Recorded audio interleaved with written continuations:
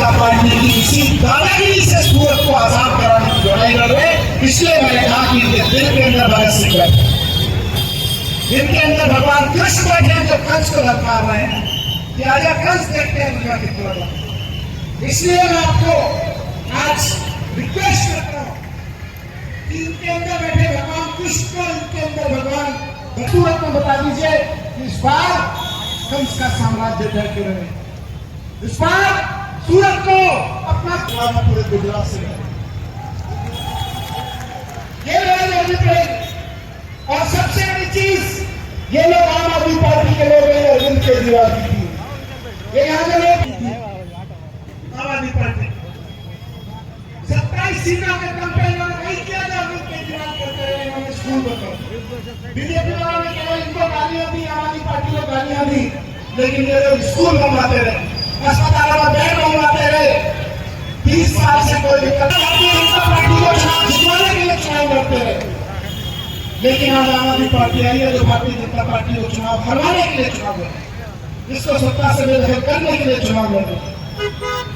आज आम आदमी पार्टी केवल बीजेपी का विकल्प नहीं है, एक उम्मीद है, एक भरोसा है, हर उस नौजवान का भरोसा है जिसको लगता है कि मेरे गुजरात को, मेरे भारत को तरक्की करनी चाहिए। हर उस नौजवान का, उस दुकानदार का भरोसा है कि मेरे बच्चों को भी पढ़ लिख के डॉक्टर और इंजीनियर बनने का हक है, अच्छी एजुकेशन मेरे भी बच्चे का हक है, हर उसका भरोसा है। आम आदमी पार्टी सूरत की सत्ता में आएगी तो सबसे पहले जो इकोनॉमी विपक्ष बैठे करते रहे हैं, स्कूलों पे काम करेगी, सूरत के एक सरकारी स्कूल को शानदार करेगी, सूरत के अस्पतालों को शानदार कराएगी और हर बच्चे को वही शानदार एजुकेशन मिलेगी जैसे दिल्ली में मिलेगी। दिल्ली के सरकारी स्कूलों के और 2025 तक इस साल की सरकार के अंदर दिल्ली के आम आदमी की सरकार पहुंच गई, 2 लाख से 6 लाख रुपए पहुंचा दी। अरविंद केजरीवाल जी ने बच्चों को बताया, बिजली सस्ती करी, महंगाई रोकी, इससे आम आदमी की जेब मोटी हुई, आम आदमी की आमदनी बढ़ी। और केजरीवाल आपने सारे पढ़े लिखे लोगों को एनसी पर रखेंगे, मेरे सामने बहुत सारी गूगल करके देख लेना। 30 साल के शासन में गुजरात के आम आदमी की औसत आय केवल 3 लाख रुपए बैठे।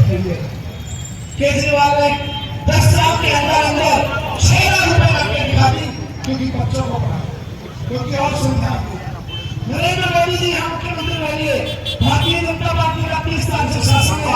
अगर केजरीवाल 10 साल में दिल्ली के आम लोगों की आमदनी बढ़ा सकते हैं, उनकी पर कैपिटा एवरेज इनकम, अगर केजरीवाल गुजरात के लोगों की आमदनी क्यों बढ़ा, केजरीवाल को आता है, ये वो लोग हैं जिनको आता है लोगों की आमदनी बढ़ा। अभी पंजाब में सरकार आम आदमी पार्टी की, भारत सरकार का डेटा कहता है मैंने दिया, भारत सरकार का आखिरी डेटा कहता है जो उन्होंने रिलीज कर रखा है। आज गुजरात का एक आम किसान 12,000 रुपए महीने कमाता है, लेकिन केजरीवाल की जहां सरकार है, केजरीवाल की पार्टी की, पंजाब का आम किसान 26,000 रुपए महीने कमाने लगा है। आम आदमी की तरक्की की सरकार है। ये लोग खाली चुनाव लड़ने के लिए नहीं बैठे आपके बीच, ये लोग इसलिए बैठे हैं क्योंकि अगर आप उनको मौका दोगे, किसी आम दुकान की कमाई नहीं हुई, किसी आम दुकानदार, किसी आम व्यापारी की कमाई नहीं, मुझको ये डाला गोपाल पहले सुदान गांधी यहाँ बैठे कई लोगों को जेल में डाला, चेतन वसा को जेल में डाला। क्यों?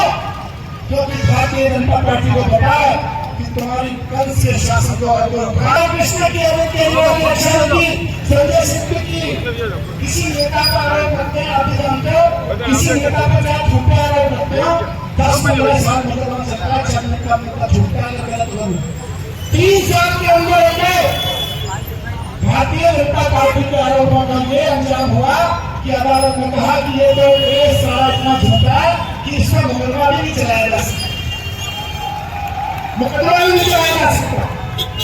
तो ऐसी ईमानदार पार्टी को आप लोग यहाँ पे आए, भारत माता की बहुत बहुत धन्यवाद। जय गोपाल, भाई साहब को जय गोपाल।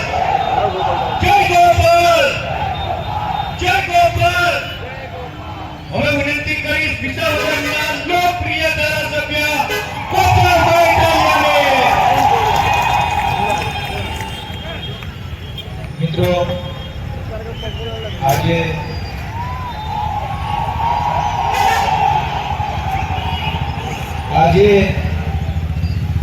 સૌથી પહેલા તો કોઈ રાજકીય વાત મારે કરવી નથી. હું તમને બધાને કંઈક બતાવવા માટેની વસ્તુ લઈને આવ્યો છું મારા લેપટોપમાં. એટલે આગળ વધો. જે ખુરશીમાં બેઠા છે બધા મિત્રો બેઠા છે અહીંયા જે મિત્રો પીટી વિશે કંઈક બતાવવા માંગુ છું. હું લેસન કરીને લઈને આવ્યો છું. તમે નજરે જોશો અને જે આપણો જે ડિસ્પ્લેમાં ન જોઈ શકે ફેસબુક લાઈવ આવે છે ઘરે જઈને મારા પેલી પર જોશો તો બધું જ તમને પાછળથી બતાવી જશે. હું નીચે ઉતરી ત્યાં ઊભો રહીશ અને ત્યાંથી મારા લેપટોપમાંથી મારે જે બતાવવું છે હું સીધું ડિસ્પ્લેમાં આવશે અને ફેસબુકની સ્ક્રીન ઉપર ત્યારે આવશે. જેને અહીંયા ઇન્ટરનેટ સપોર્ટ કરતો હોય ફેસબુકમાં જો, બાકીના મિત્રો ડિસ્પ્લે ઉપર જોઈ શકશે. હું નીચે જ આવું તમને પહેલા આ નકશો ગુજરાતની સરકારે કયા વર્ષમાં ફાઇનલ કર્યો તો એ અહીંયા લખેલું છે. એકવાર બધા સ્ક્રીન ઉપર વાંચી લે. અહીંયા લખેલું છે એઝ સેન્કશન્ડ બાય ગવર્મેન્ટ નોટિફિકેશન. એટલે ગુજરાતની સરકારે 2004માં નકશો મંજૂર કર્યો હતો ટીપીનો. અને એમાં શું હતું એ હું તમને બતાવું કે આ નકશાની અંદર અહીંયા જીએસસીબી લખેલું છે. જીએસસીબી હાઉસિંગનું અનામત મૂક્યું હતું રિઝર્વેશન. આટલી મોટી વિશાળ જગ્યા છે. અને ત્યાર પછી આ 2004માં મંજૂર થઈ ગઈ ટીપી, સરકારમાં વહી ગઈ, સરકારે ઓકે કરી દીધું. અને ત્યાર પછી જ્યારે 2022માં ફાઇનલ થયું ત્યારે એ નકશામાં ઈ ટીપી કેવા પ્રકારે આવી એ આપણે જોઈ લઈએ. હવે આ 2022નો નકશો હું તમને બતાવું છું. આ બધું પાછળથી ફેસબુકમાં તમને દેખાશે. અત્યારે દરેક સોસાયટીના લોકોને આ ભાજપવાળા ધમકાવે છે કે તમે અમને મત નહીં દો તો રિઝર્વેશનમાં કરી દઈશું, આમ કરી દઈશું, તેમ કરી દઈશું. હવે આ સૌથી પહેલા આપણે વાંચી લઈએ સરકારે આ કયા વર્ષનું છે અને શું છે. આ ટીપી અધિકારીએ મંજૂર કરેલો પ્લાન છે 2022નો લેટેસ્ટ.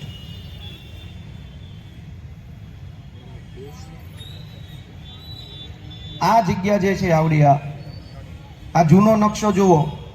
અહીંયા અનામત હતું, રિઝર્વેશન પ્લોટ હતો. આ વિશાળ જગ્યા છે. જીએસસીબી હાઉસિંગ બનાવવાનું રિઝર્વેશન હતું 2004માં ટીપી મંજૂર થઈ ત્યારે. અને 2022માં આની અંદર મકાનો બની ગયા. જુઓ આ મકાનો બની ગયા સેમ જગ્યા ઉપર. આ કોને પ્લોટ વેચી માર્યો? આ કોના મકાનો બની ગયા? જે ખોખા દેખાય છે આવડા દોરેલા, મારું માઉસ હલાવું ત્યાં, આ બધા મકાનો બની ગયા છે, ફ્લેટ બની ગયા છે. 2004માં સરકારે મંજૂર કર્યું ત્યારે આવી કોરી જગ્યા હતી અને સરકારે નક્કી કર્યું કે હાઉસિંગ બનશે. અને 2022 આવતા સુધીમાં આ જગ્યા ભાજપના માણસોને વેચી નાખીને ભાજપના માણસો અહીંયા બિલ્ડિંગ બનાવી દીધા ચારો તરફ. જોઈ લો આપેલું એની જ જગ્યાનો આકાર જોઈ લો, અડખે પડખેના રોડ જોઈ લો, તમને તરત ખ્યાલ આવશે. એવી જ રીતે આની આ તે ટીપીની અંદર અહીંયા પણ અનામત છે.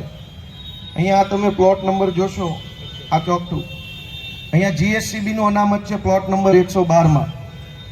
હવે જ્યારે 2022માં ફાઇનલ કર્યું સરકારે,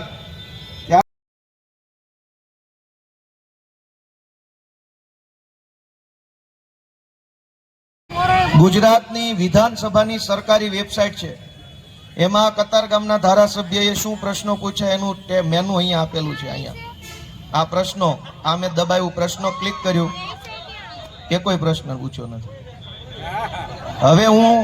હવે હું ગોપાલ ઇટાલિયાનું મેનુ ખોલું છું કે ગોપાલભાઈ આમાં કઈ કલાકારીગરી કરી છે કે નહીં. આ ગોપાલ ઇટાલિયા સરકારી વેબસાઇટ ઉપર મેં ખોલ્યા. એમાં મેં પ્રશ્નોનું બટન દબાવ્યું. જથ્થાબંધ પ્રશ્નો આવ્યા. જુઓ આ બધા પ્રશ્નો આવ્યા. અને મેં ગુજરાતની વિધાનસભામાં ટીપીને લગતા જે કાંઈ પ્રશ્ન પૂછ્યા છે, અનેક પ્રશ્નો પૂછ્યા. જે પ્રશ્નો હું તમને બતાવું કે ટીપીને લઈને મુખ્યમંત્રી સાથેથી લઈ વિધાનસભામાં કેટલી ચર્ચાઓ મેં કરી છે. અને પછી હું મંચ ઉપર આવીને આગળની વાત કહીશ. આ ગોપાલભાઈ ઇટાલિયાએ ટીપી વિશે પૂછેલો પ્રશ્ન છે. ટાઉન પ્લાનિંગ સ્કીમ હેઠળ સુધારેલા જમીનના ક્ષેત્રફળનું રેવન્યુ રેકર્ડ. આ ટીપીનો બીજો પ્રશ્ન છે. જુનાગઢ શહેરમાં મારા મત વિસ્તારમાં આ 9 સુખપુર લખ્યું એ ટીપી મારા મત વિસ્તારમાં આવે છે, એટલે જુનાગઢની ટીપી વિશે પણ મેં પ્રશ્ન પૂછ્યો છે. હવે આ હું બંધ કરી દઉં છું, ઘણું બતાવવા જેવું છે.